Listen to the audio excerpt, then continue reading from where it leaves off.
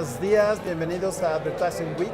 Estamos hoy con Drake Sutton, que es CEO de PRØHBTD. Vamos a hacer esta entrevista en inglés. Good morning. Good morning. Welcome to Advertising Show. Thank you, Roberto. And so what's your expectation about the Advertising Week? Well, I mean, I'm a huge fan of Advertising Week. I think that one of the things that I love about Advertising Week is it really helps talk about different things that are more innovative, right? It's less about kind of what is and more about what's next. It's more about what's coming. And what I noticed here in Latam, in Mexico City, there's a lot of conversations around artificial intelligence, right? Even cannabis from ourselves. Things that are really coming that are really interesting. So that's why I really like to come. Okay, and have you been in other advertising weeks in other countries? Yeah, actually we are the exclusive global partner with Advertising Week. So from Sydney, Australia to New York to Mexico City to Tokyo, we're here to help educate people about cannabis. And first time in Mexico?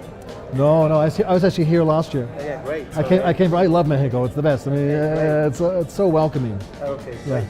And you always talk about this same issue, the main matter? Yeah, I think that cannabis is a health and wellness ingredient, and a lot of people think it's just about smoking weed.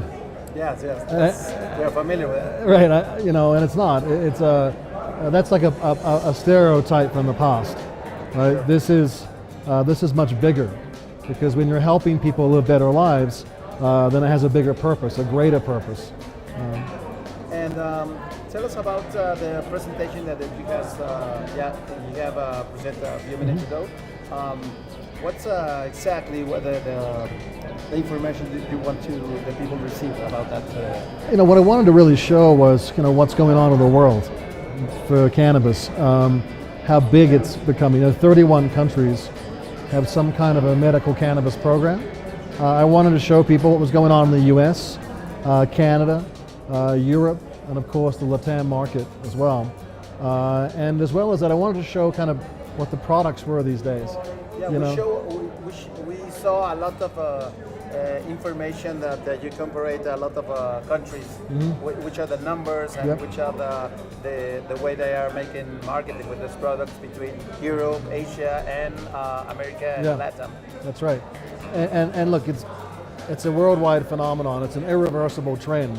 But the products, the branded products that are happening now, are kind of what you would see in a supermercado, like a modern, progressive packaging, products that are good for you, fun for you. It's not about weed in a plastic bag. And it's better if they make a good presentation. Yeah. And this is the core business of your company? Yeah, this is what we do. Our mission is to lead cannabis from the black market to the supermarket. So everything that we do is about mainstreaming cannabis, building audiences and connecting cannabis to those audiences. And this information helps to new countries that grow in this market or destroy all the barriers and the walls that and the minds of the people. Roberto, when you think about it, there's been hundreds of years of prohibition. And during prohibition, there's media that somebody's paying for to talk about how bad it is, right? Nobody was paying for media to say how good it was. So we have to kind of undo all that bad media and then reintroduce cannabis as something that's good for you, not just to smoke it, to party. And do you work sometimes with the government of the countries?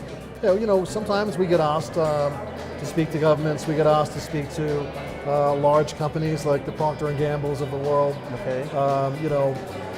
Craig Binkley, who runs our Consumer Products Brands Group, he used to be the CMO of Coca-Cola in Mexico. Yeah. Okay. And so he's somebody who comes from that world, right? Who's now in the cannabis world, who can speak that language. And for the last, and not the least, Yeah.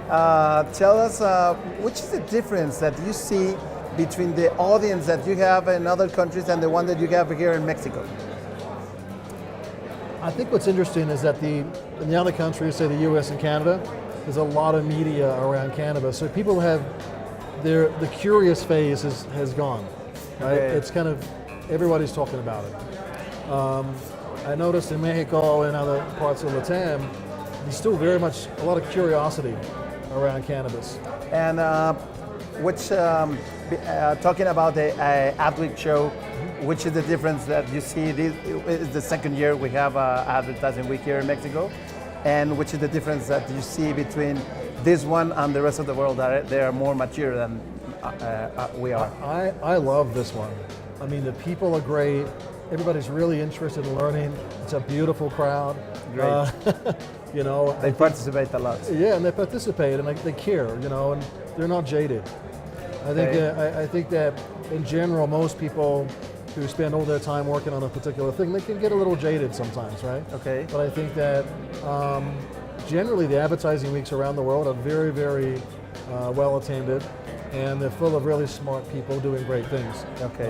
And that continues here in Mexico. We have a particular way of thinking here in Latin America, so we have to make business in that way of mind. Sure. So something else that you want to talk about, you want to tell us about the show or your company? I think it's important just that, you know, before people pass judgment on what it is that may be coming in cannabis, that they just do a little bit of research and learn a little more about what it can do to help them. Okay. And I think that places like Advertising Week are amazing opportunities for us to tell those stories as well.